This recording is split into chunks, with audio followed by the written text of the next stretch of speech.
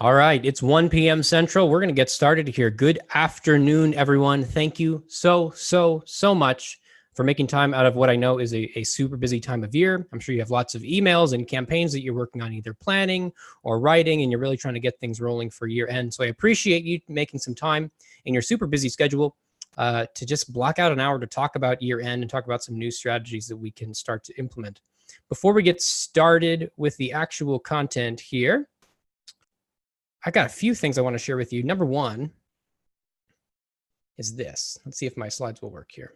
Here we go. The NIO Summit, the Nonprofit Innovation and Optimization Summit, is coming up, coming up in a year from now. We actually just wrapped up the 2019 NIO Summit just about a month ago. It was at the very end of September, and it was a total blast. It's really an event that's 2 days. There's 16 plus speakers. Largely, they come in from lots of for-profit marketing innovators to share new ideas that are really on the cutting edge of marketing innovation. And we're trying to bring these thoughts into the nonprofit space in order to, help us as fundraisers, as nonprofit marketers, start to push the envelope a little bit more, not just for the sake of bigger numbers and success, but just for the sake of growing generosity and making a greater impact on our causes. We had about 600, just over 600 fundraisers and marketers join us this past year in Denver. And this year we're heading to Austin, Texas. And right now, you can get 2 tickets for the price of 1 through the end of the month. So you got to act fast. But if you're interested in this type of an event, it really is wonderful. I can share lots more details with you if you would like. I won't say much more now, but you can get tickets if you want at niosummit.com/tickets, and just go to niosummit.com to find out more about the event. It's really cool. It's really exciting. I think you'll have a blast. So feel free to check it out. A few other quick things, just housekeeping things before we get rolling. Many of you have asked, and I can confirm now that yes, we will have a recording of this webinar available. We are recording right now. And this evening, after the video processes and all that stuff, I'll be able to send that your way. Number 2, I'll also send slides along with that video to you, so you can look back at the slides. There's actually some specific checklists that are built into the slides that you may want to take a look back again after the webinar. Again, we'll get into those details in a moment, but I'll send you those links. I'll send you the slides. And then we're also going to try to have some time for a little bit of question and answer. We have a lot to get through, so it may not be as much time as normal, but we're going to try to make some time. So if you have a question or you have an idea or just a thought that pops into your head you might want to chat more about, think more deeply about, feel free to pop that into the chat window on the right side of your screen. I know right now people are sharing kind of where they're tuning in from, but in that same box, you can pop your questions in there. I'll take a look at it once we wrap up the webinar here, and then we'll try to answer some questions while we're still live. My name is Nathan Hill. I should introduce myself up front, but my name is Nathan Hill. I'm the marketing director here at Next After, and I'm super excited to share with you 8 year-end fundraising emails that you need to send this year. We're also going to talk a little bit about some new year-end research. I've actually spent the past week or so diving deep into lessons we've learned from year-end emails sent in 2018, trying to find some new insights for you that you can use to grow your campaign. So I'll share a little bit of that. Before we get into any of the the nitty-gritty of the exact emails and the different strategies and all that stuff, I think it's important to just kind of think about year-end from a broad perspective. So there's an organization that I used to work at before coming to Next After, and I think this experience is pretty similar across a lot of different organizations. Maybe you can identify with it. But we run these campaigns, specifically year-end. At this organization, we also had different telethon type of call-in campaigns, either giving days or a week-long call-in event. And after these major campaigns would end, we would all sit down around a boardroom that maybe looks something like this. This is actually a shot from our old boardroom here at Next After. But we'd sit around a boardroom like this, and you'd brainstorm all the different ideas of, what should we do differently in the next year? What should we absolutely stop doing that totally was bombing? What are some new ideas that could actually reach more donors or increase revenue? And we'd chart everything down either on sticky notes like this, or maybe in a Word doc or an Excel sheet or something like that. Sometimes to my own detriment, I put things on sticky notes like this and they get brushed off in the trash or whatever. And then you lose ideas and things happen. And then we end up running campaigns like this, where every single year feels like it's the same exact thing over and over and over again. If you don't know what this is from the movie Groundhog Day. And maybe you change one thing or 2 things to try to see an increase in performance or a change in results. But in reality, it's kind of the same campaign year after year after year. And you know this quote from the one and only Albert Einstein: insanity is doing the same thing over and over and over and over again and expecting different results. To run the same year-end campaign every single year, send the same emails with the same tone, and the same message, and the same centers, and all that stuff, how can you expect to get better results? How can you expect to see actual improvement? Our friend Einstein would say that is the definition of insanity. So what we're going to do today is we're going to talk about a bunch of different emails that you can actually send. I'm going to give you a bunch of different types. And I will say this, we actually have this whole timeline of 17 different types of emails that you can send. But to get that full timeline, you've got to jump into the year-end fundraising certification course. You can find it at courses.nextafter.com. It's going to go deep into each one of these different types of emails, into the specifics of how you can build them, how you can write them, when you should send them, what they actually do kind of in the mind of your donor as they're going through these emails and through this series. But today, we're going to focus on 8 of these. So I've kind of pared it down to 8 essential emails that you should be sending this year, maybe need to be sending this year. But we also need to understand, and I understand this too, is that organizations are all at different places in their level of, fundraising sophistication. So if you sent no emails last year, maybe you don't want to jump right to 8 emails. Maybe you want to go somewhere in between. Maybe it's send 2 or 3 emails or 4. Just start kind of ratcheting up from where you were last year. If you already sent 8, I think you'll still get some really great ideas from these different types and some of the specific strategies we're going to build into these different emails, as well as maybe some of the timing of them.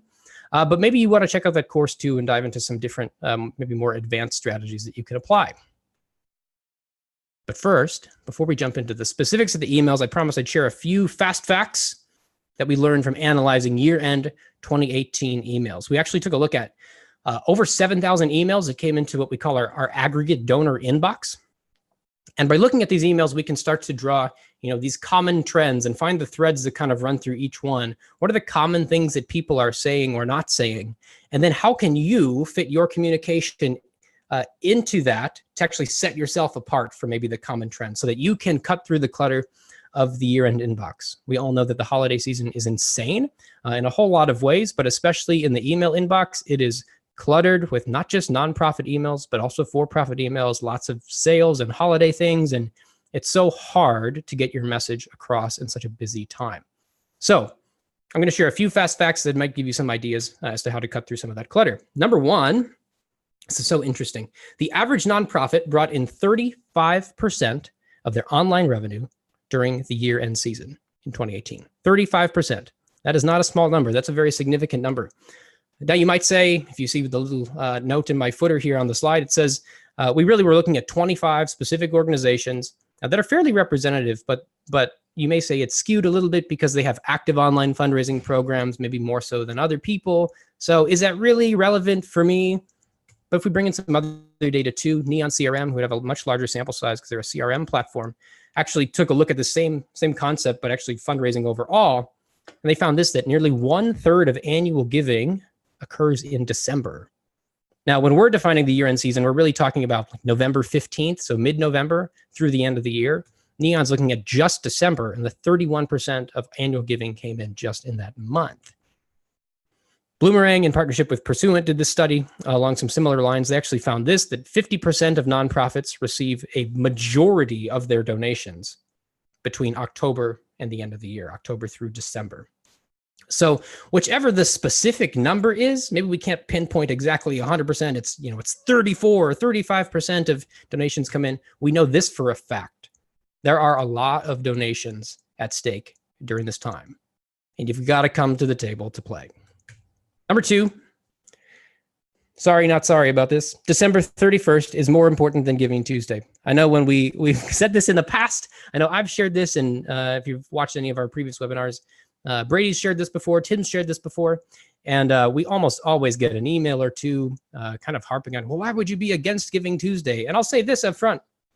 I'm not against Giving Tuesday. I think Giving Tuesday is awesome. I think it's a really cool opportunity to explain your organization and your value proposition. And there's some really great data, even from our friends at Classy, that they've shared and kind of extrapolated from their data set that shows Giving Tuesday can be really effective for even acquiring new donors. And the long-term value of those donors is actually pretty high. But we have to kind of keep everything in perspective. So if we look at this breakdown of when online revenue comes in during the year-end season, we look at these specific days, it's actually pretty interesting and eye-opening and hard to argue with. Giving Tuesday last year brought in 3.5% of online year-end revenue. And again, that's according to our data set that we see, but it's pretty representative, I believe. 3.5%, which is not an insignificant amount. That's actually a pretty significant amount of revenue in comparison to the rest of the year as well. But again, keeping kind of everything in perspective and in the right priority, December 31st brought in 36%. On that day alone, 36% of all online year-end revenue came in on the last day of the year.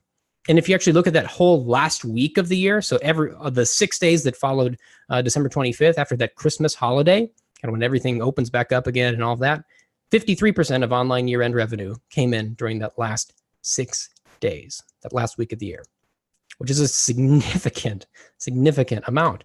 And so we love to look at, growth rates and percentage rates and all this stuff. And so if we look at Giving Tuesday directly compared to December 31st, we actually saw that 927% more revenue came in on December 31st in 2018.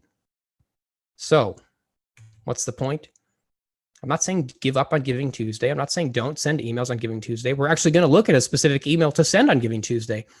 But you should spend the majority of your time focusing on how can you really capitalize on the end of the year, specifically on the December 31st day. Number 3, I'll share this one and then we'll get into the specifics of the emails. Here we go. 64% of year-end emails came from a non-human sender in 2018. What is a non-human sender? You may be asking. Basically, that's anything that's not just a person's name or doesn't contain a person's name in the sender line. So it could be sending from a brand name. It could be sending from your organization name. In some cases, probably like 1% of cases, maybe less than that. It was just like some kind of strange characters, maybe a no reply in the sender name. So not an organization or a person, but something other. But 64% of emails came from a non-human sender. But we know that people give to people, not to email machines. Now, I'll show you one experiment to kind of illustrate this and the impact of it. I could probably show you maybe 100 of these that we have in our library that illustrate this same point. But this one's interesting. So in version A, this email was sent from a person, Kent Lastman. The subject line says what today means. And then you see in the preview text, it's very personal. Starts with a nice greeting and a person's name. Hello, Kevin, or hello, first name. It's dynamic field. You may already know, but today is Giving Tuesday, the first Tuesday, ... and it goes on from there. And then version B is sent from an organization name, a non-human sender. It says what today means, same subject line. And the preview text is almost the same, except it's maybe a little bit more robotic. It aligns with that non-human idea that it's sent from a brand and maybe a marketing engine. It says today is Giving Tuesday, the first Tuesday after Thanksgiving. It doesn't even say hello. So it's not really personal. It's not really humanized. But when they sent this email specifically from a person and made it a little bit more human with some of those personalization touches, I saw a 28% increase in email opens. Now you can kind of extrapolate that down and think about what the implications are for clicks and donations and all of that. And again, there's 100 other experiments we could show you, and I could show you about the same concept. We actually spent about an hour talking about this at a workshop in Toronto last week, and we really all came to the same conclusion that we need to send emails from real people. And not only is it a proven strategy that kind of is effective throughout the year, but it's also going to really set you apart in that inbox because, again, 64% of emails were sent from a non-human. So send emails from a real person. Now, these are just some cherry picking some different ideas from this book called Cut Through the Clutter with your year-end fundraising. We've just updated this to the 2019 edition. It hasn't even been released yet to the masses and to the public. So I'm going to actually give you one of the first looks at this study after this webinar. Since you've attended, I'm going to send it your way. But what you're going to find in it is 5 key insights to help you cut through the clutter. And then you're going to find 10 proven strategies based on real experiments that can actually help you improve results in specific emails. Again, I'm going to send this to you after the webinar as a special thank you for attending here live. And now, the moment you've all been waiting for, let me take a drink. What emails can you send to cut through the clutter and raise more money? When should you send them? How should you send them? What's the type of email? What are the things you should do in the email to actually see results? We're going to go through all of that. And the way that these slides are set up, I'm going to show you the timeline of what emails you can send and when. And then we're going to dive into each specific one, and we're going to talk about the different elements that are in each email that you really need to focus on. And I'm going to give you a checklist in each one. So you'll get these slides at the very end. You can keep these slides up next to you as you're writing your year-end emails and actually go through this checklist and make sure every single element is accounted for. So I'm trying to do my best here to make it as simple, as easy, and as practical for you as possible. Let's jump in. to the year-end fundraising timeline. 8 emails that you should send. Number 1 is a Thanksgiving Day email. Now, maybe this applies more to people in the States. I know our friends up north in Canada had their Thanksgiving about a week and a half ago. But you can still capitalize this even if you're in Canada. Just the whole idea is just expressing thanks. So even if it's not the specific Thanksgiving Day, you can still make use of this in mid-November. Thanksgiving Day, that's 1 email. Giving Tuesday, again, I told you I like Giving Tuesday. I'm not anti-Giving Tuesday. We should definitely be sending emails on Giving Tuesday. So we're going to talk about what you can send on that day. The Testimonial PassAlong email. This is kind of a fun one. It's a little bit unique and it's pretty straightforward, but we'll talk more about what that actually is here in a moment.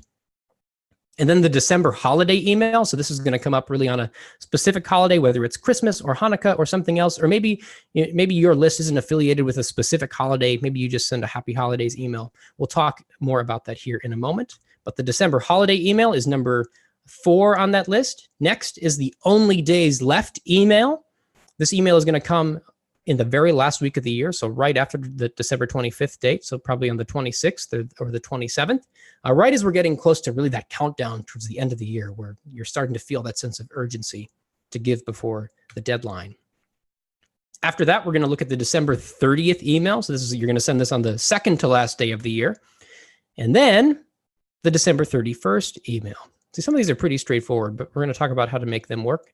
And specifically on December 31st, we're going to send 2 different emails on that day. So this is the general timeline, the specific emails that you want to send, but let's dive into what these actually look like, how you can apply them, and what you can do to really make them work. Are you ready? Let's look at the Thanksgiving Day email. My colleague Courtney Gaines asked that I would sing you a song called Turkey Trot. I'm not going to do that today, but if you would like that, send me an email and I can send you a recording. I'd be happy to do that. Here we go. The Thanksgiving email, an email or piece of communication whose sole purpose is to give thanks to the donor for the contribution to the organization. It's really just that simple. It's really just that simple. Now, if you look here in this example, I think one thing that we've called out for you here that's interesting is that the whole focus of this email is on you, the donor, not you, the fundraiser, you, the donor, the recipient of this. You see this, they're highlighted. Thank you. Deeply honored to have you. I wish you the best. We hope you. One of the things this isn't about, sending an email from me, the fundraiser, or me, the organization, and thank you for letting us do all this super cool work because we're super great and we're really making an impact. It's not about us as the organization. It's about you as the donor and empowering them and giving them credit for supporting this ongoing work that they're passionate about.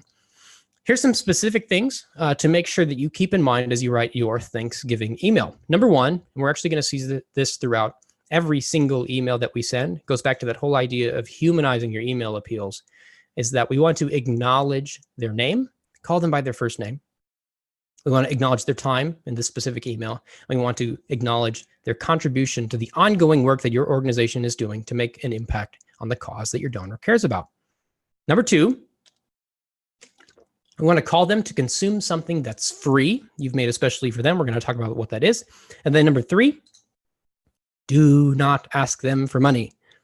This is a time to thank donors. It's a time to start building that relationship even more with your donors or potential donors. So we're not asking for money in this. We're really just saying thank you and happy Thanksgiving. It's really that straightforward. Not even in a PS. Some people will hear that, I know, but put PS, if you want to give during year end, here's where you can do it. That's not what we're doing in this email. We're just saying thank you. Here's an example from AmeriCares that I think is pretty solid. Again, if we're talking about this humanizing your email appeals idea, some of these things, I'm going to highlight a few of them. Hopefully you can see these. You have these leaves kind of in the top. You have this big headline, this sort of blue designed box. You have a big video pasted in here, and it looks very designed. It looks like marketing. It's very clear that it's a marketing email. Real people don't send emails that have turkeys at the bottom in this nice little fall template. So we really want to humanize these as much as possible. But in this case, their copy is pretty solid. And so we're going to jump over here and look at the copy a little bit closer. Again, they call them by their first name. They say, Dear Chad. One thing you might actually consider is saying, Hi, Chad, being a little bit more informal and a little more personal. But things that you also see throughout here, I think this is really cool. Let's read this first paragraph together. It says, while Thanksgiving is a uniquely American tradition, there are people around the world who are also giving thanks today without help from AmeriCares, some of them would not have survived. I'm going to call these out: a hurricane, a mudslide, flooding, or even childbirth, or a simple surgery.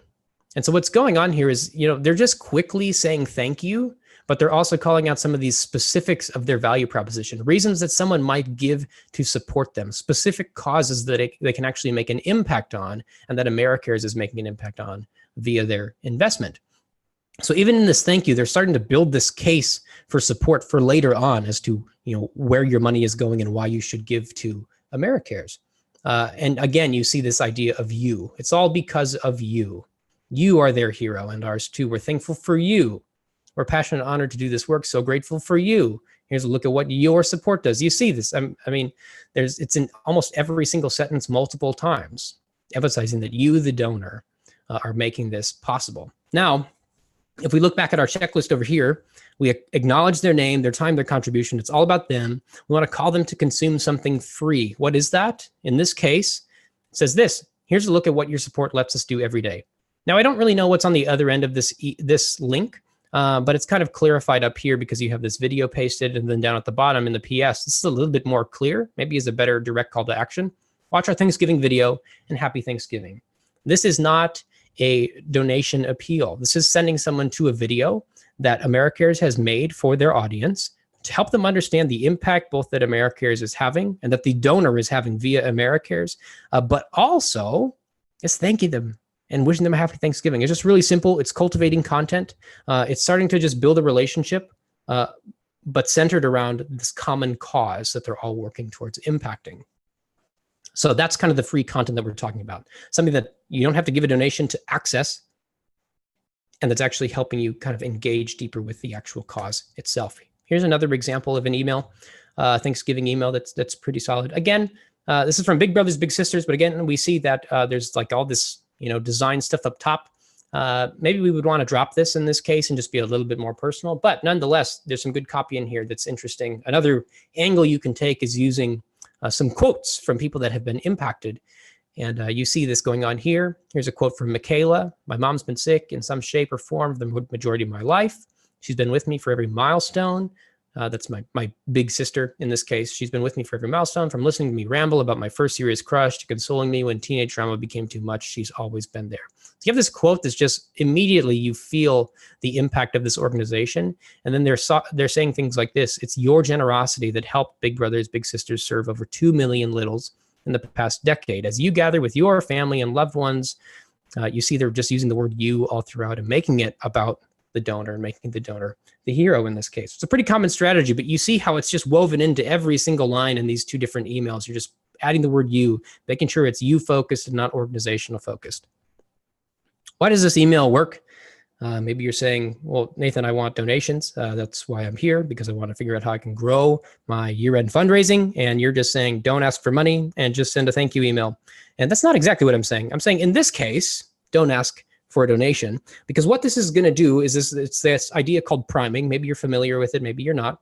But what we're doing is we're starting to build the case for support now in order to capitalize on a donation ask later on. And so if you send just even in a conversation, if you're trying to ask someone to do something, you don't lead with a donation ask or whatever the thing is that you want them to do. You have a relationship and you have a conversation. And even in a face-to-face kind of giving scenario, you don't often just meet someone. Hi, my name is Nathan. Will you please give? You build the relationship. We're doing the same thing via email in this case. It works because it's disarming, because we're not asking for money. In many cases, I think we fall into this trap of always feeling like we have to ask for money and sort of jading our donors to expect that every time we communicate, there's going to be a donation ask. So it's disarming in this case. It makes people feel important. It makes them feel like they're being given credit for this work that they're investing in. So it makes them feel valued and really a part of it, which is key. And then third, it's engaging, because if you're able to share some of this free content to help someone kind of have this deeper experience with you and with your organization, it's just bringing them kind of into the fold a little bit more, helping them see different aspects of your value proposition and why they might give to you later on. So again, we're building the argument for why they should give in a future donation ask. That's the whole point of this email. Make sense? Let's look at Giving Tuesday. Again, I like Giving Tuesday. I'm not anti-Giving Tuesday. We're going to send an email on Giving Tuesday. Let's look at how we should send this email. Now, if you're not super familiar with Giving Tuesday, I'll give you a quick refresher. This basically is a giving day that came as response to, or in response to Black Friday and Cyber Monday and this whole season of just like shopping and buying things. And I know a lot of people are buying gifts and things, trying to get ahead on Christmas shopping and different holiday shopping and all of that. But this day specifically is a reaction to kind of the consumer mindset in some ways and saying, hey, you've just bought all this stuff. Why don't you give back to these causes that you really care about and want to make an impact on? So that's the whole goal. It's been growing in importance and in value and significance over the past several years. And I'm sure it will this year as well. So we want to send an email. Even though it doesn't bring in the same amount as December 31st, we want to email on Giving Tuesday. Now you see, I've kind of blurred out two different emails here because they're top secret. You can only get them in the free course. But actually, we're going to do a webinar in a few weeks in November.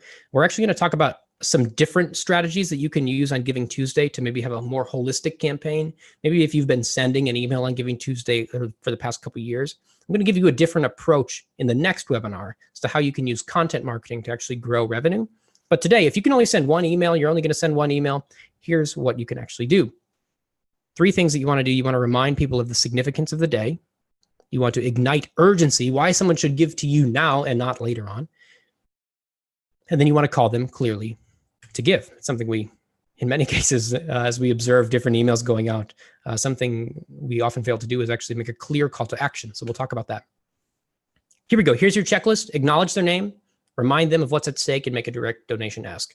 We're going to look at this example here on the right as we go through this. But again, we see this. Dear Larry, you're just saying hello. You're calling people by their first name because people like to be called by their name and to be known as a person and not just part of this massive group of people that you might be sending an email to. So call them by name, make it personal. They go into this. We've got amazing news. You can make your Giving Tuesday gift go even further starting right now. Help us meet our ambitious $250,000 goal. Triple match all the gifts made until midnight tonight. Make a Giving Tuesday donation now and have your gift triple matched. And we actually see that this is kind of an email forward style. So there's actually an email earlier that they sent that they're sort of just reminding you about now. And down deeper in this email, they get into more of the specifics of why you should give to this organization. So what we see here, we don't necessarily want to send a super short email. You want to make sure that you have fully explained why someone should give and what Giving Tuesday is and all of that. But primarily, we do want to acknowledge who they are, why you're sending the email. That's Giving Tuesday. Reminding them what's at stake is really just focusing on some of these goals that you might have, as well as if you have an incentive like a matching challenge. In this case, it's every gift will be tripled. 3 times the impact is what they say. So they're reminding their donors of what's at stake on this day. And then make a direct donation ask is so critical. So often we're tempted to say things like stand with us today or give hope today, but those things don't actually specifically call out what you want someone to do. In this case, they say very clearly, make a Giving Tuesday donation now and have your gift triple matched. They make a super articulate and clear call to action, and that's what you want to do. Now, there's lots of research about how to make these call to actions, and maybe you want to paste in a raw URL or something like that. We'll talk about that later. We also talk about that on several other webinars on email, but the most basic, make sure you make a direct donation ask on Giving Tuesday. We keep going back to this idea of humanizing your email appeals. Here's a great example of how that was done on Giving Tuesday. And both of these, they have the same sort of designed template. There's a logo here at the top in both of them. They have these HTML buttons down here below. This one has this little graphic footer bar here. This one's just cut off at the bottom, but it is here. You see the difference here, though, is really in the copy and the tone of the copy. On version A on the left, it says, I admit it. I ate a little too much last Thursday, did you? It was a send after Thanksgiving on Giving Tuesday. It's relevant. The leftovers didn't help the situation. Sometimes after eating a lot of rich fare, it feels good to reset, et cetera, et cetera, et cetera. This doesn't really sound like how you start a conversation with someone in most cases. Have you ever walked up to someone and say, did you eat too much? It's probably not a great way to start a conversation.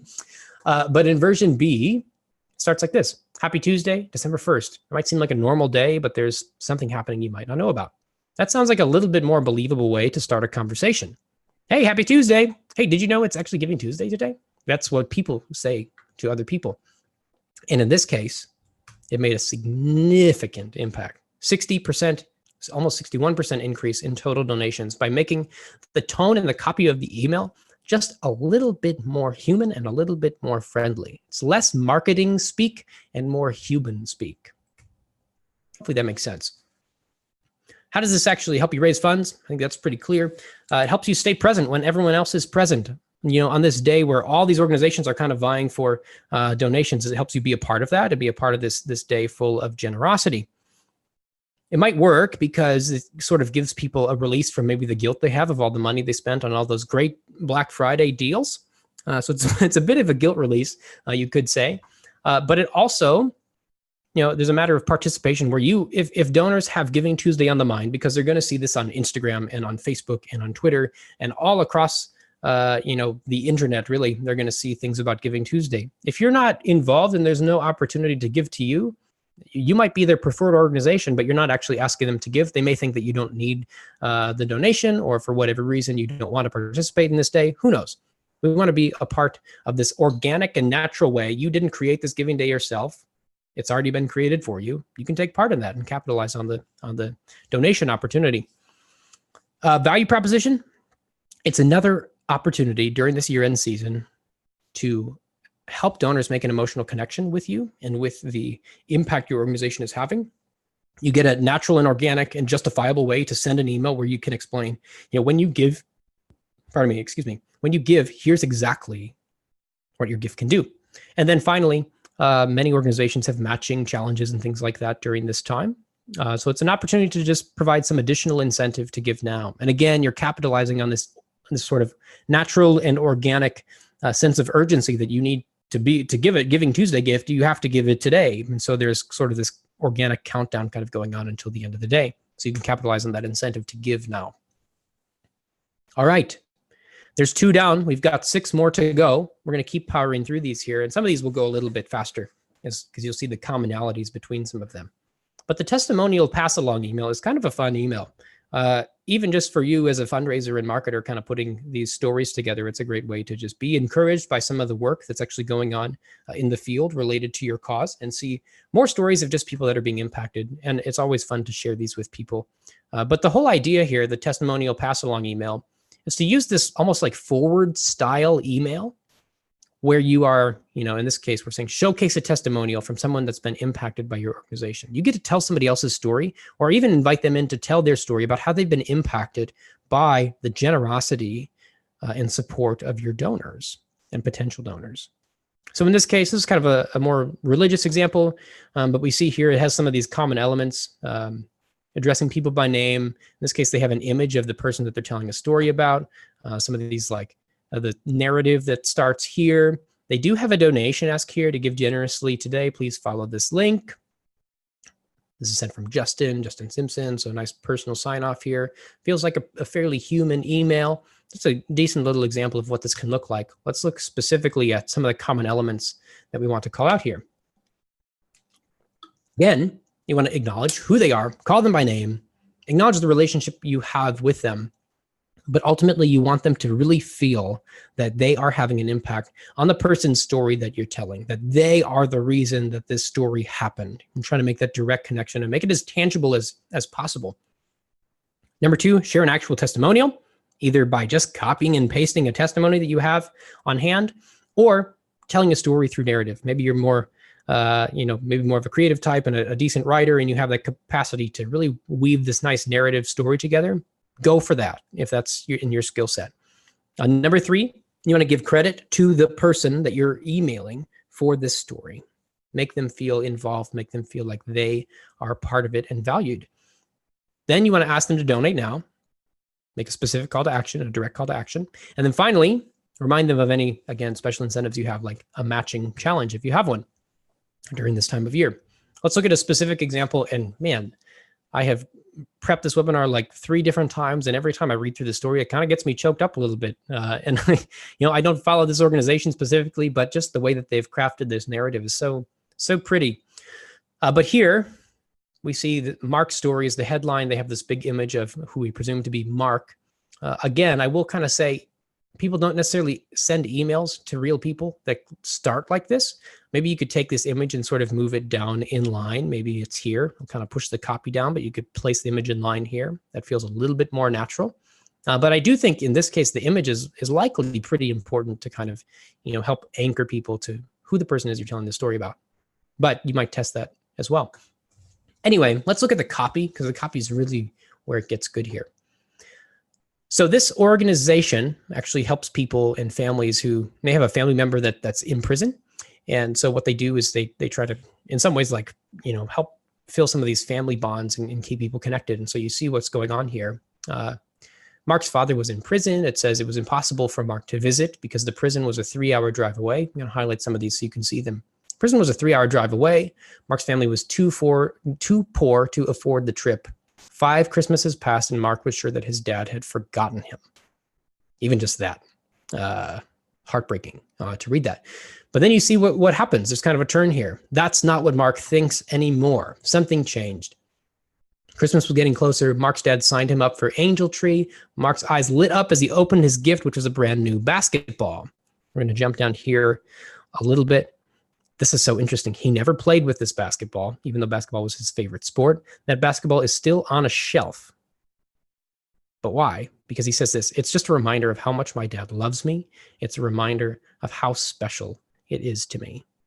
And man, again, even just this is probably like the 5th time I've read through this now, and I just get chills and kind of goosebumps every time, and brings tears to my eyes a little bit. It's so sweet and it's so special. And you just see the power of story and the power of narrative. And just telling someone's story and helping the donor to connect with that story and feel like they're really helping to make this impact, because they genuinely are. It can be so powerful. And then below, we're jumping to the left side of the screen here. At the bottom, then they start to pivot towards an actual donation ask. So you can do that. It doesn't always have to be super direct in this case. Really, the largest, most significant part of this email is you're just trying to help someone connect with the story and a story of impact. But in this case, they move on to the donation ask. They make it clear where to donate, et cetera, et cetera. Now, I know that it's hard to craft those type of stories that can kind of make tears well up in someone's eyes. And maybe you don't want to do that every time either. You don't necessarily want every single email to be a tearjerker like that. But here's an example of American Museum of Natural History. And they have some really cool testimonies that they can share too. In this case, they're talking about Charles, who's been a member of the museum for 73 years. And Charles shared some of his story. Basically, this museum helped him to be closer to his daughter, which is so sweet. Then down here, you actually have a real pull quote talking about that experience and the impact that it's made. And it's really beautiful and it's really wonderful. And all they're doing, again, is just grabbing some simple testimonials, weaving a little bit of narrative, really just into about like 2 sentences here. And they're just sending this out as, hey, I just wanted to pass this story along and let you know about the impact of your support. And again, you're just sort of building this narrative and building this argument over time as to why someone might give during this year-end season. Even if they don't give to this email, it's just another sort of facet that you can build in their mind of why I might give later on. Here's one more, even just to show how simple this can be. This email, and I don't mean to pick on anybody here, but if we read this, it kind of sounds like a robot wrote it in some cases. You do say, dear friend. I hope this was first name personalization, and this was just the default placeholder, but dear friend. Then it kind of sounds like a robot here. Breastcancer.org community member Gen 3 shared, and then goes into this testimonial. But even just by pasting this testimonial, it kind of counteracts some of this that's going on, even though it feels maybe a little robot-y and not human. But you tell this story, of someone that's been impacted by this organization, and it just kind of, takes over and makes you feel good. And then they go into the call to action. They need $2.5 million to rebuild over the next 18 months, help us reach our phase 1 goal. Here's the deadline. They make a call to action here to donate. Boom. It's really simple. It's really simple. You don't have to knock everything out of the park and be 100% perfect. But this is just an idea you can try and put to the test. How does it actually help? Again, it gives people just another perspective on your organization to start to see really just this is the impact that I'm having as I support and follow this organization. Helps people know why they should care, acknowledging the donor and the impact they have. It helps them understand why you as the organization are the best organization to invest in to make an impact on this cause, because you're seeing the direct, tangible ties to impact kind of on the ground. And then why now? Again, you're using some of these incentives to encourage people to not just give, but actually give now and give today, as opposed to later on. Here we go. We're about halfway there. The December holiday email. Now, again, I kind of said this up front. This doesn't have to just be around one particular holiday, but if you know that, the vast majority of people on your email file, maybe everyone on your email file, associates with a particular holiday, a specific holiday in December, whether it's Hanukkah or it's Christmas or it's something else, you can then use that and kind of capitalize on that to just draw these connections that, hey, we share the same set of values, and you can connect with your donors on that level. So here's an example that is just basically talking about Hanukkah and that whole season. And they know that, their whole file associates with Hanukkah. And so they can do that. And that's great. And that's wonderful. So you can apply that same kind of methodology to any of these December holiday emails. But number one thing to remember, do so without a donation ask. I'm going to send this email as just more of a happy holidays type of email, as opposed to a, hey, happy holidays, will you give us money? Just leave it at happy holidays. Here we go. Here's 4 things to know about this email. Number 1, we say this every time, acknowledge their name, their time, their contribution. Number 2, acknowledge your shared value in the holiday. If you don't have a specific holiday that you think the majority of your file lines up with, you can just talk about the holiday season. Even just kind of aligning culturally like that can help build some bridges and some bonds in that relationship with your donor. Number 3, call them to consume something free. We did this again in the Thanksgiving email. We're going to do it again here in the holiday email. Something that just gives them another little angle to see who your organization is, what impact that they're able to make through you. You're building those bonds and those bridges.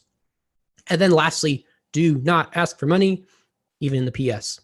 Here's just a quick little example. This is a Christmas one. And so you see it just says Merry Christmas from Covenant House, has someone here in kind of this Christmassy frame. You're just aligning with the holiday a little bit, saying, basically just saying Merry Christmas and wishing you the best. It feels very personal. Obviously, this kind of image up top doesn't feel super personal, but the copy does relatively. Again, kind of focus on those ways to make it really feel human. Might not be popping in a big designed image. Maybe you put a more simple image here. Something like that. But again, we're just finding ways to wish people happy holidays. Again, what this does is it kind of reminds people of where they're at in the season. It's relational priming. You're building these bonds of the relationship. It's disarming, just like the Thanksgiving email. There's no donation ask here. You're building camaraderie. Again, it can even just be purely cultural, not around a specific religious holiday. But if you have that specific religious holiday, I would use that. And then if it's Christmas, send on December 25th. If it's Hanukkah, send certainly during the Hanukkah season. And then engage. It helps people engage on a little bit deeper level if you're able to share that type of free content. All right, we're rolling here.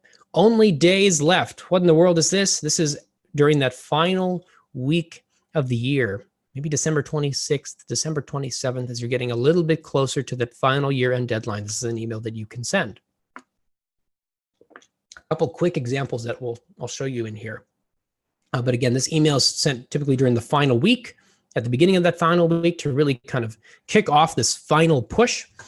You're going to start to pivot from these more relational, cultivating type of emails into something a little bit more direct, where you're gonna go for that donation ask because you've already, over the course of the past 4 emails or more, you've started to build in this relationship. You started to prime people for this donation ask that's going to start to come more specifically and more urgently now in this last week.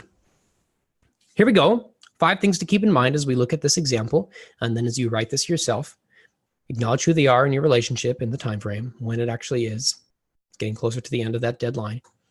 Summarize the most important challenges. Again, you've already sort of primed people about more of the specific stories of impact and things like that. So you don't have to spend all this time breaking down every single aspect of your organization, all the ways you can make impact, because theoretically you've already done that. You want to start to summarize now some of the values that are at stake, the things that you're committing to. Then you want to commit to the things that you're going to do in the new year, whether that's standing up for particular values or making an impact in this particular area. Commit to the goals that you have. Then you want to ask for an immediate donation. And this is so critical. We talked about it already a little bit, but I'll reemphasize, provide a clear place to give. We don't want to use superfluous language or say things that are just like, stand with us, because I don't know what that means. I don't know what's on the other end of that click. And then finally, remind them of the time that you have left to give. Here's an example. To make this a little bit real, let's go through this checklist. Acknowledge their name. Brendan, done. What's next? Summarize the most important challenges.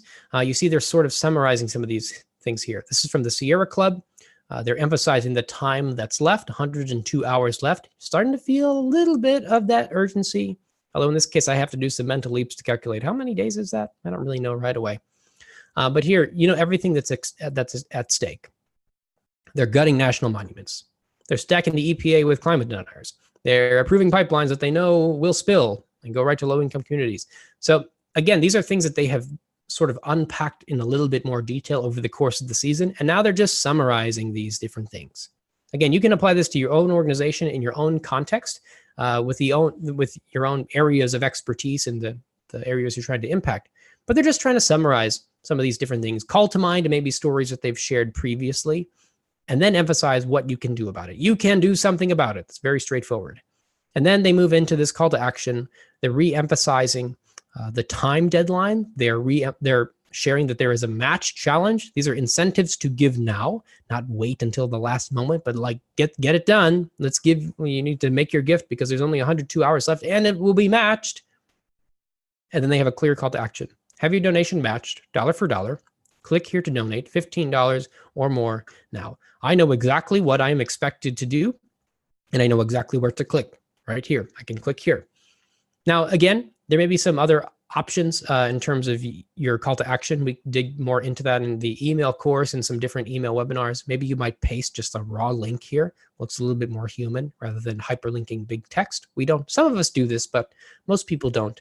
But again, we can dive into that more later on. Here's another example of kind of what that looks like. Make your tax-deductible donation to Heritage today. What they have here is just this raw URL they're pasting in. It feels a little bit more human. And then you see some of the other elements present here too. You're running out of time right off the bat, emphasizing the time incentive. They're summarizing some of their different policy ideas. In this case, they were conservative groups, so they're talking about repealing Obamacare and reforming welfare, things like that. And so they're just summarizing some of these things that they stand for, and then they make this call to action in pair with this, this time incentive. So you see those different elements working together in a couple of different contexts here. How this helps me raise funds? Well, it's pretty clear, I think. You're starting to make that first direct, hard donation ask. It's really starting to capitalize on all the work you've done before to cultivate and prime people for this donation opportunity. It's bringing your organization back top of mind as this whole final year-end push starts. Helps people understand why they should care, getting right to the point on the issues. You want to try to emotively express your commitment to fighting for the different aspects of your cause and the impact you're trying to make. And then why now? Again, we're talking about how much time is left and the incentives to give now. But I will caution you, maybe this is a little early to use like a countdown clock in an email. We have often seen that, the countdown clock starts to make the biggest difference the closer to the end of a campaign that you get. This might be a little bit premature, so I might hold off on this specific email. But when you get here, December 30th, you're 2 days out, maybe less depending on what time you send it. You can start to use a countdown clock in this situation. This December 30th email is the second email of the final push. It's very, very, very direct. We're not beating around the bush anymore. We're not just talking about stories and how great the impact is that you can make. We're talking specifically about the gift. And this one even starts, your gift is tripled when you donate before midnight tomorrow. Right off the bat, talking about the incentive and really implying the call to action here. So you see that going on. And they are starting to use countdown clocks in this case too. This is probably the right time to start doing something like that. Here's 4 things to keep in mind as you write this December 30th email. Again, I'm just hammering this home because it's super important and easy to forget. Acknowledge who they are and the relationship you have with them, because you do have a relationship that you've been forming over this whole period and hopefully over the course of the whole year. You want to acknowledge the deadline that's impending, the urgency that's around it. We're really starting to emphasize that in this email. You want to announce any new incentives. In some cases, many organizations actually might have a certain level of a match challenge for the whole month of December. And then you get to December 30th, and now you've gone from just having your gift matched to now it's going to be tripled or it's going to be quadrupled. There's a group that gives as a donation option, you can give a goat to a family in more of a rural, impoverished community to help kind of build up their family and things like that. And it makes a big difference. But there is a series of emails, I believe it was last year, that I saw that kind of started out with you could give a goat, and then it was 2 goats and 3 goats and then 4 goats and then 5 goats. And they're kind of like ramping this up throughout the course of the year. So this is your give 5 goats email. And then you want to ask for an immediate donation and provide a clear place to click. Here's what we typically see in some of these emails. This is a very common type of template where you see this big branded header here. Here's the logo. Here's kind of the tagline or the slogan. Then they've got this sort of designed thing that says triple match just announced, but only until midnight.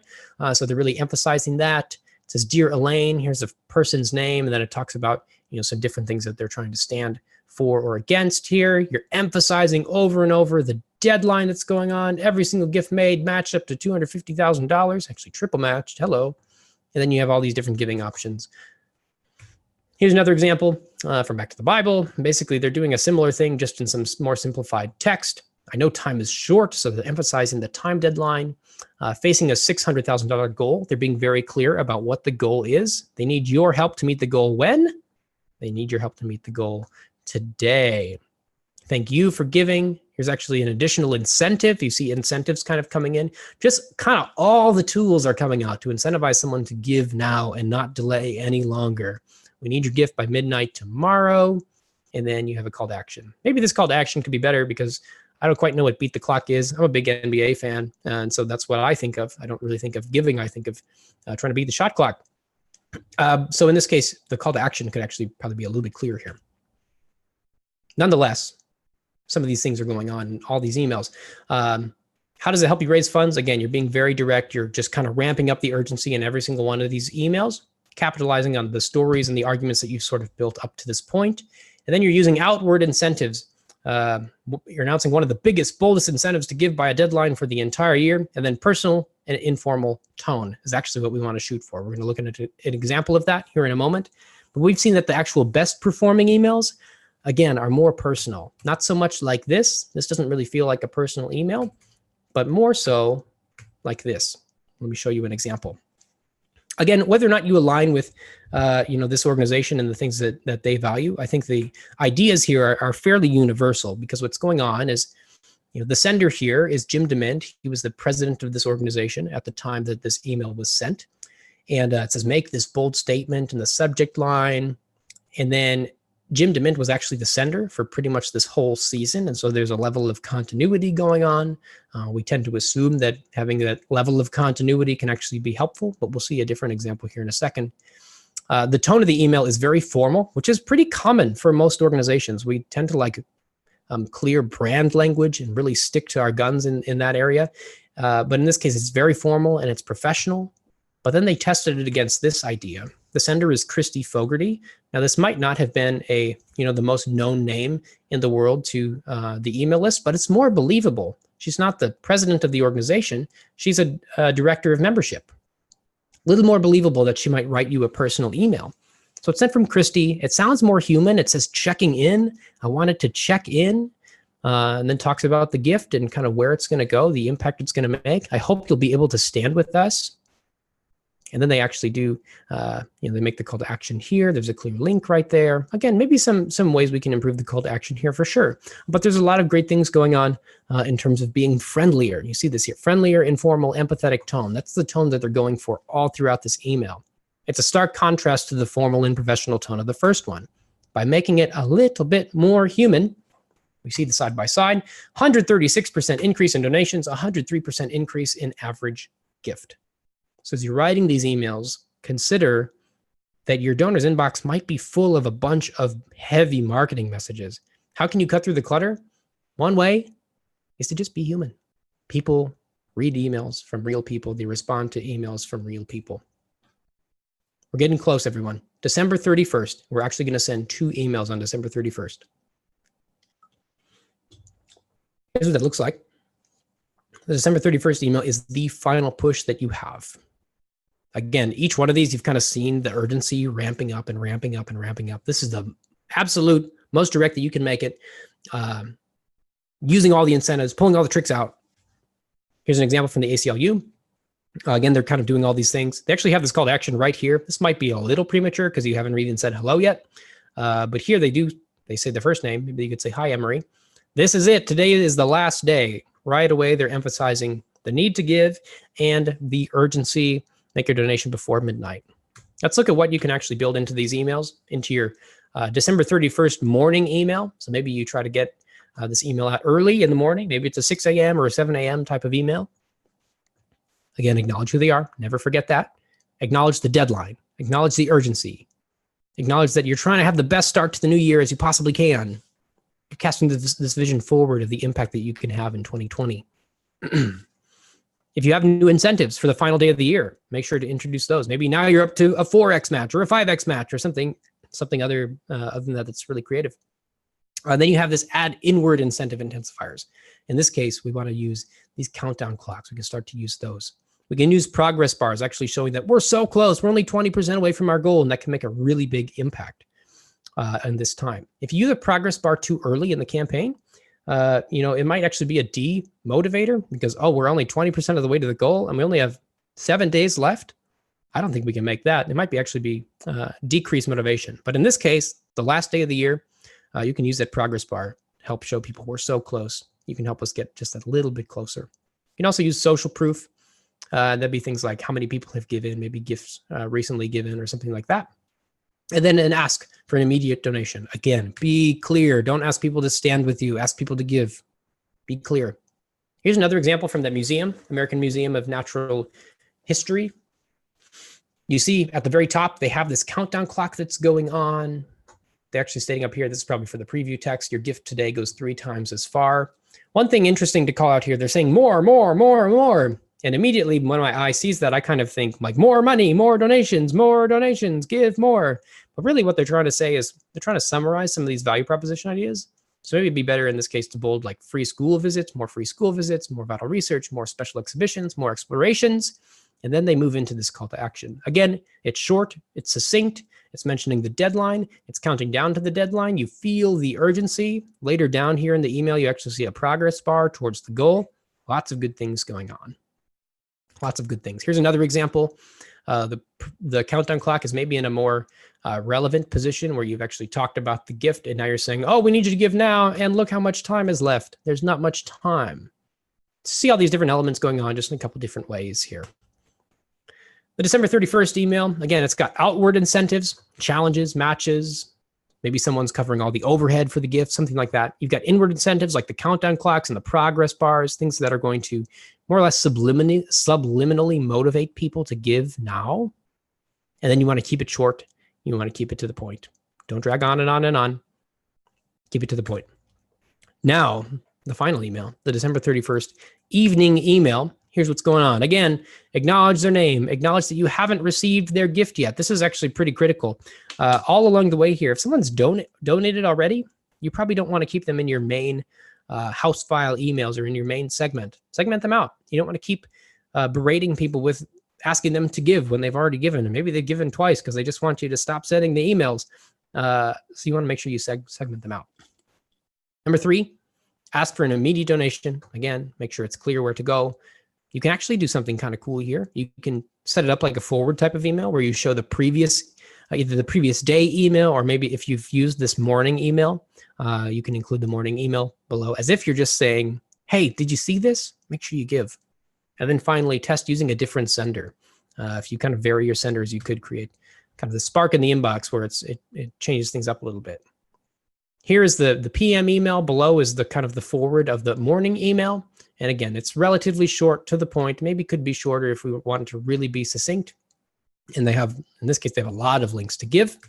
In this case, it's a very human email, maybe a better approach in this case. Pamelia, just want to send you a quick note to make sure you receive this email. Don't want you to miss out on the chance to double your gift. Here's the email below that they sent in the morning. Just a little forward style email. And you see there's a little link to give. If you want to dive deeper, you can read the email below. It could be a really effective strategy. That's it. That's all 8 emails. There's a lot going on there. Again, a lot more we could even talk about and how to set those up, how to create those different little strategies around call to action and tone and using personalization. So much more to get into. I encourage you to check out that course. But one bonus email that I want to throw your way is this. After all of this, don't forget to say thank you. Be sure to say thank you within the first week of the year. Maybe not the following day because it's New Year's Day. People maybe aren't checking their email. Although maybe you test it and you see what day is the best to say thank you. But be sure to say thank you. Maybe you even can give a little video recap or a blog post recap of the impact that you foresee their gift making. So say thank you. I really like drawing with this highlighter right now. Here we go. Again, I mentioned this. I'll send you this here in just a little bit when I send out the recording as a thank you for attending this webinar. You get a free little preview of this brand new year-end study. I'll give you a few more insights that we didn't cover today. Again, if you want to dive deeper into that whole 17 email timeline, get some different ideas. Again, you don't have to use all 17, but it might just give you some variations of emails that you can send to approach explaining your impact and the value proposition of your organization in a different way. You can dive in at courses.nextafter.com and check that out. It is paid, but you can sign up for a membership too and get access to every course for a lot cheaper. Again, you'll see all 17 emails in that course. And then if you want to find some more year-end resources, you can go to nextafter.com/year-end. We've tried to put all the different resources that we have around year-end on one single page, so you can check those out. You can share it with colleagues that might find it interesting as well. And then one last little reminder about the NIO Summit. Again, if you get your tickets before the end of the month, you can get 2 tickets for the price of 1. So feel free to check that out. It's going to be an incredible event. niosummit.com/tickets to get those. Now it's 2:01, so we're a little bit over time.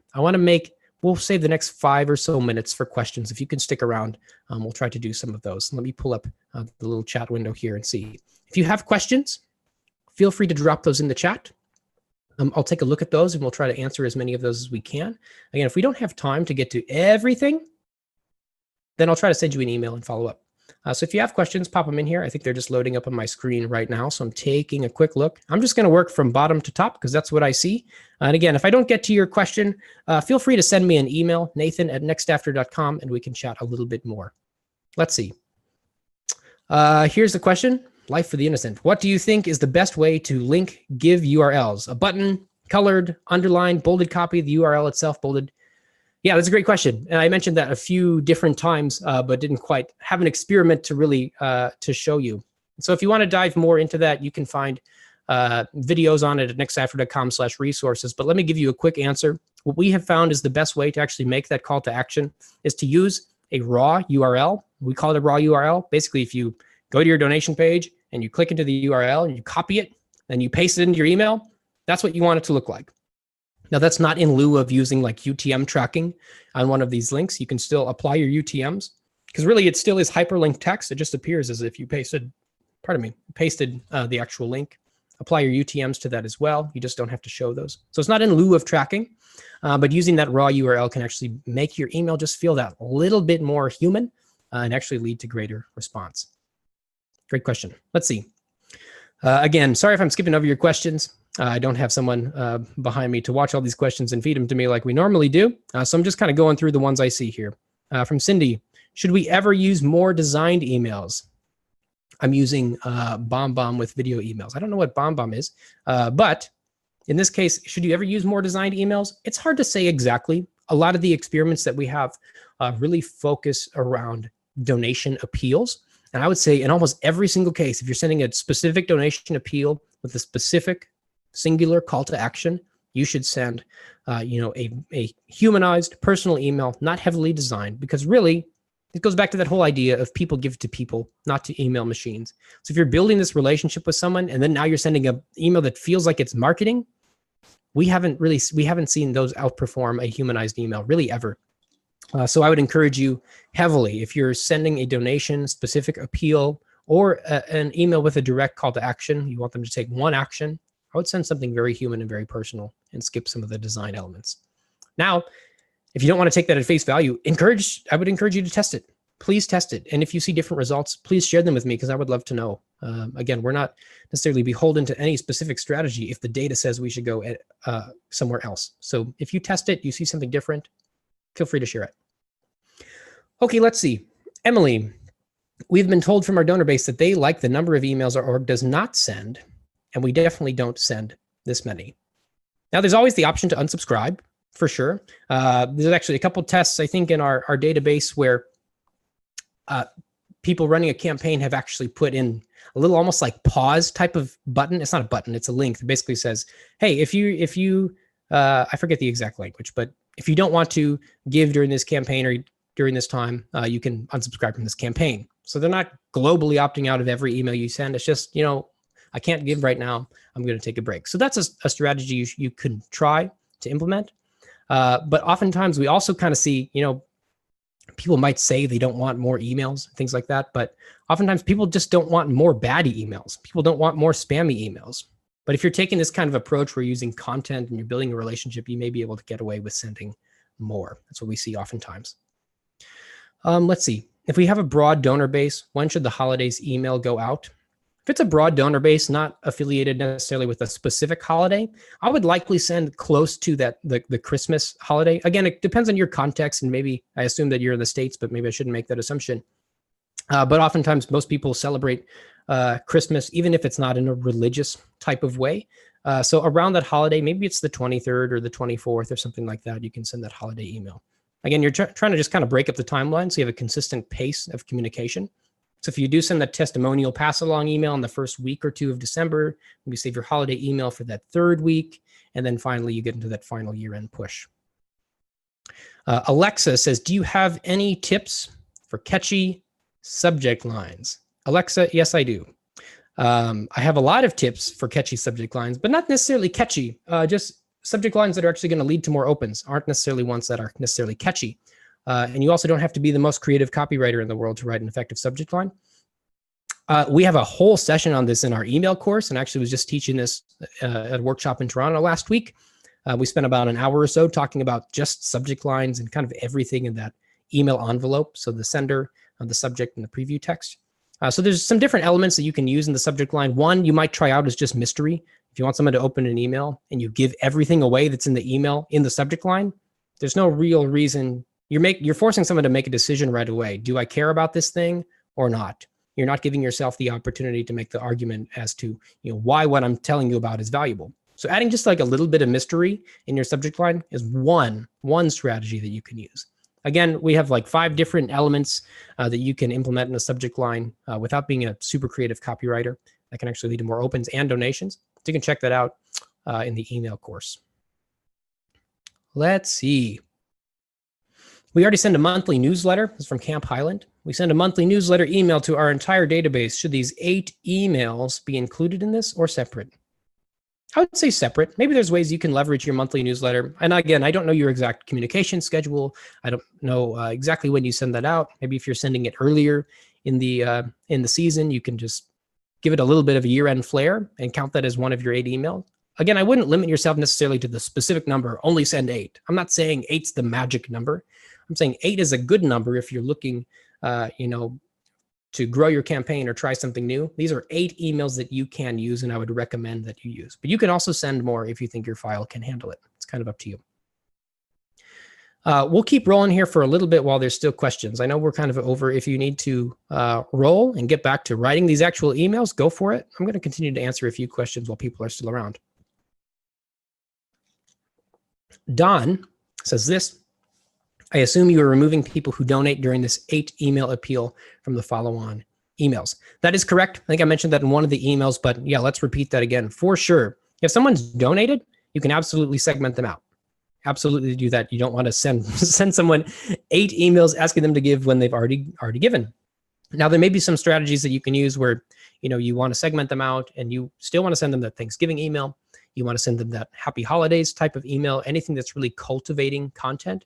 And maybe we've actually also seen people are sometimes willing to give a second gift, especially if there's a specific goal that you're really getting close to, or the sense of urgency. So maybe you can talk to those people and say, hey, I know you've already given a gift. We're this close to our goal. Would you be willing to give a gift of X amount to help us get a little bit closer? So there might be some ways that you can test into like that to follow up with a second gift strategy ask like that. But generally speaking, yes, you should remove people so you don't just keep berating them with donation asks when they've already given. All right. Kyle says this, do you have suggestions for timing on direct mail and how that should align with these 8 emails? Honestly, I'm going to say no, I don't. I am absolutely not a direct mail guru. or expert by any stretch. I'd be happy to see if I can find some ideas for you, Kyle. If you send me an email, again, nathan@nextafter.com, I'll do my best to follow up with you. Unfortunately, some of these chat questions disappear after the webinar ends. So that's the best way to kind of get in touch if you want to follow up on that. I don't have any specific strategies on the top of my head right now. Let's see. Lori, how do you segment donors out who already donated when you have a large gift? How do you segment donors out who already donated when you have a large gift? I'm not sure what the large gift part of this question means, so maybe you can clarify that. Oh, large list. Okay, I see the clarification. Thank you, Lori. How do you segment donors out who have already donated when you have a large list? Theoretically, you should be able to do that in an automated way. But again, Lori, I don't know your exact tools and what you have at your disposal. So in this case, so the organization I used to work at, again, I'm not trying to throw anybody under the bus or anything. We just had a tough time of actually getting and tracking specifically who gave and getting that data back into the email system to actually run segmentation. So I understand that even when you have a lot of resources at your disposal and you're a larger organization, not all large organizations have like these luxuries that I think we pretend that they often do. So if it's hard for you to do that, it may be kind of a manual effort to do so.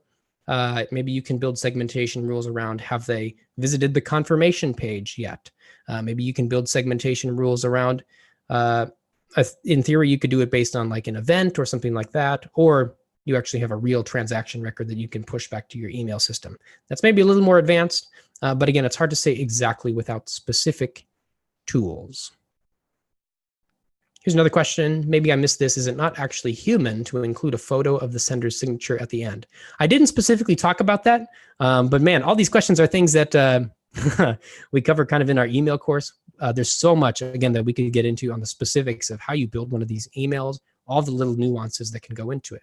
But I would say to kind of remove that signature, very few people actually can put a pen on their screen like this and sign it. I don't know anyone who can really do that. I know some people have that built into their common or just like their default signature sometimes, but in the majority of cases, people don't sign emails like that. So it does feel a little disingenuous and kind of a giveaway that this might be a marketing email when you add that like painted signature like that to the end of an email. So just generally speaking, I would recommend remove it. Steve says this, is it possible to use one of these emails to ask for referrals for other potential donors? Steve, I don't want to tell you what I don't know. So I don't have a specific strategy in mind or a test that I can share with you that would say yes or no. I would say that's kind of a cool idea, especially it probably depends on the context, but if you have maybe a donor base that has a specific affinity, maybe I can actually think of organizations that focus in a specific area of like healthcare. Maybe it's around a specific disease. Maybe you could even ask like, do you know other families that have been affected by this condition? Because if you give, you can actually impact more families that have been through this. Maybe that's a strategy that you can use. But I would encourage you highly to test it. That sounds kind of cool. All right, let's see. I'm going to scroll up here, see if I have any more questions to answer. Again, we still got a lot of people sticking around, so I'll kind of keep rolling through questions if you have them. And maybe we'll cap this off at like 2:20. Let's see. Subject lines, we talked about subject lines. We talked about amount of emails to send, designed emails. Here's one from Family Life Canada. Does email number 1, thank you, only go to those who have previously given? I would actually say you could probably do a couple things with that one if you want to get into the segmentation on it. There's probably a segment of people that have donated that you can talk to in one way, and then people that just support you via like just subscribing to emails and engaging with content.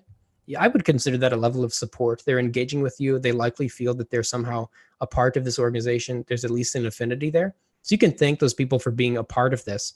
And again, that's just a way to start kind of building the argument for why maybe you might give for the first time during year end, because here's actually the impact that we're having, and you're a part of it as you kind of engage with this content. So maybe there's options there for segmentation.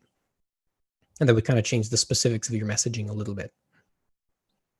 Okay, scrolling up here a little bit, is there any other questions going on? If you have donors of all faiths, when should you send that holiday email? Beginning or mid-December? Yeah, so someone else asked a question too, and I just kind of reiterate. If you're sending that testimonial pass-along email in the first or second week-ish of December, maybe wait till like the second or third week to send that holiday email. In a lot of cases, especially in the States, I think it's fair to assume most people celebrate Christmas, even if it's not in a religious way. So sending around the Christmas holiday is probably a good approach. That's something you can try out. How many emails is too many? That's really going to depend on your list, Laura. Again, if you haven't sent anything, or maybe you've sent one or two, I wouldn't jump to sending like 12 or 15. That might be a little bit of overkill. I would start just kind of ratcheting that up, maybe to the 5 or 6. Maybe you go for the 8 email series. Again, sending too many emails, most people that don't want to get more emails don't want to get more irrelevant emails. They don't want to get more bad emails. So if you're sending things that are relevant, you can get away with a little bit more.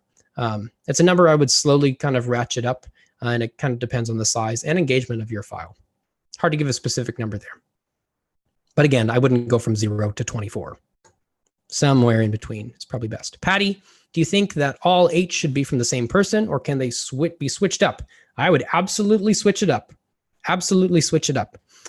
Sometimes, again, we saw that one experiment where they had been sending from the president of the organization basically every single time. And there was one element in the winner in that experiment that saw 100+ increase in donations, was that it was a new sender. It was someone more believable, but it was also someone new, something that might spark interest in the inbox.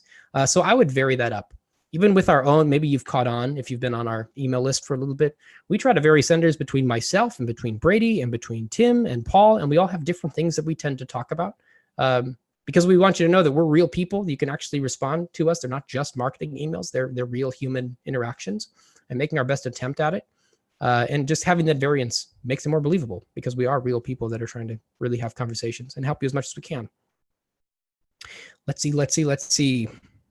We've got a couple more minutes left before we're going to call it here. Here's another question. What do you think is the best way to link give URLs? Oh, we answered that question. Use a raw URL. Scrolling up, seeing if there's more. Looks like we're almost out of questions here. I may have to scroll back down. If someone gives, this is from Kate.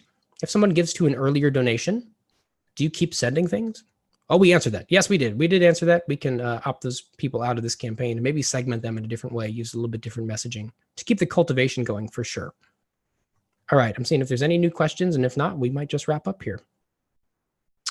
Let's see. Is it possible to use one of these emails just for referrals? We talked about that. And then even send 8 emails in a whole year, since we don't have more than a few opportunities for updates. Is 8 too many for us? We don't generally even send 8.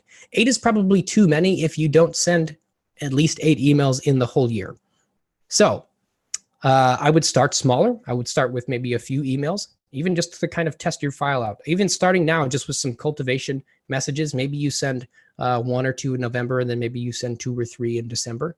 I wouldn't jump I wouldn't send more emails in December than you've sent the entire rest of the year. You might even get flagged as spam just by some of the inbox scoring that happens, which wouldn't be good. That would actually hurt you. So I would slowly ratchet that up. Yes.